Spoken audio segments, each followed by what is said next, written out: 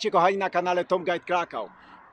Przemierzamy śladami listy Schindlera. Jesteśmy na planie filmowym, gdzie tutaj na skarpie południowej granicy getta, na stromym klifie skalnym, obserwował likwidację Oskar Schindler, przemysłowiec z ulicy Lipowej wraz ze swoją kochanką Ireną Klonowską, siedząc na koniach, obserwują krwawą likwidację getta żydowskiego. Czym było getto?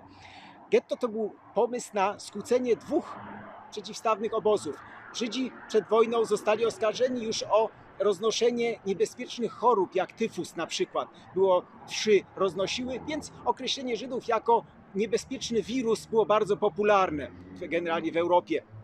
I tutaj nazistowska propaganda oznaczyła teren getta jako teren niebezpieczny epidemiologicznie. 16 ulic, 320 domów, 4 bramy, 2 tramwaje przejeżdżały przez getto bez zatrzymania, ponieważ niebezpieczeństwo tyfusu na przykład.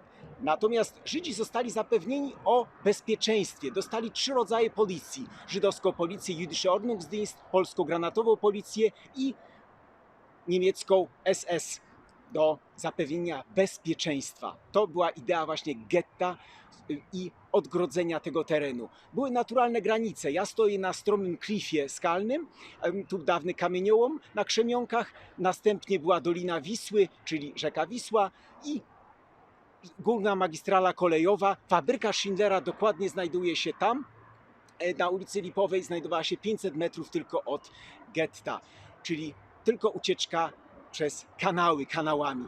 Za chwileczkę podejdziemy sobie do oryginalnego fragmentu muru getta. Chciałem wam tylko napomknąć, że ta scena z filmu Lista Schindlera jest fantazją hollywoodzką. Schindler był razem ze swoimi pracownikami w fabryce i było niemożliwym, żeby dostać się tutaj na teren getta. Oni pędzeni tutaj do nowego obozu KL Plaszow, przecięli jakby drogę tą, więc Schindler nie mógł urządzić sobie przejażdżki konnej ze swojej fabryki tutaj na wzgórze Krzemionek, aby obserwować likwidację getta. Dodatkowo jeszcze słyszymy dźwięki piosenki Kleine Kindlerle, mała dziewczynka, a to już osobny jeszcze temat, który poruszę już z tematyki getta. Za chwileczkę widzimy się pod murem getta. Tak, więc kontynuując, znajdujemy się przy murze getta żydowskiego, odrestaurowanym przez Fundacji Rodziny Mosbergów w roku 2000. Za tym murem był inny świat. Żydzi ścieśnieni, 1 metr sześcienny powietrza na osobę, strach i obawy, co dalej. 2 lata egzystencji w zamkniętym świecie. Tuż przy murze getta znajdowała się szkoła i po wojnie również szkoła ludowa. Także ta szkoła graniczyła zaraz właśnie z gettem.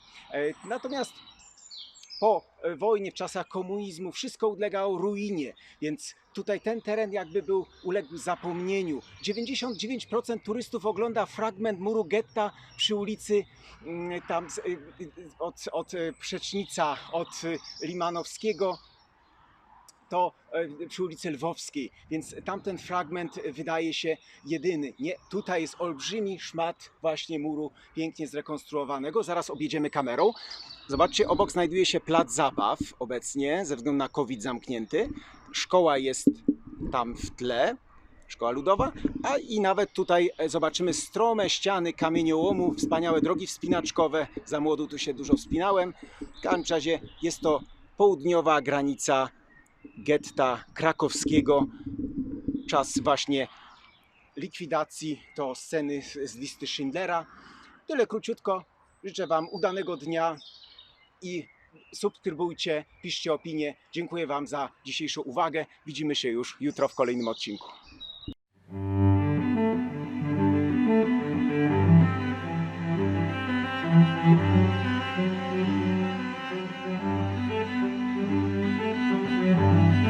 Thank you.